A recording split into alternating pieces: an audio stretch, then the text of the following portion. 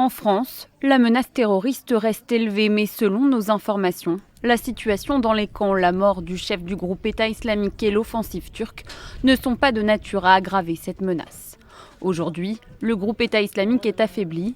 Il n'est pas en mesure de projeter un attentat comme celui du 13 novembre. L'attrait pour la zone reste contenu. Cette année, il n'y a eu pour l'instant qu'un seul départ depuis la France.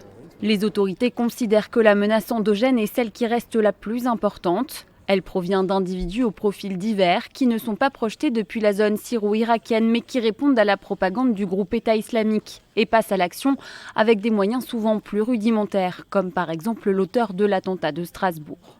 Aujourd'hui, près de 9000 individus figurent au FSPRT, le fichier des signalements pour la prévention de la radicalisation terroriste, dont 3100 classés dans le haut du spectre, qui concerne les individus les plus dangereux, suivis par la DGSI.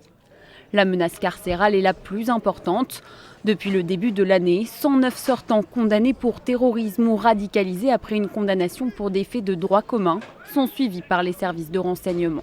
Les autorités restent aussi vigilantes concernant la possibilité que des étrangers viennent en France après avoir quitté la Syrie, mais il n'y a que très peu de cas aujourd'hui.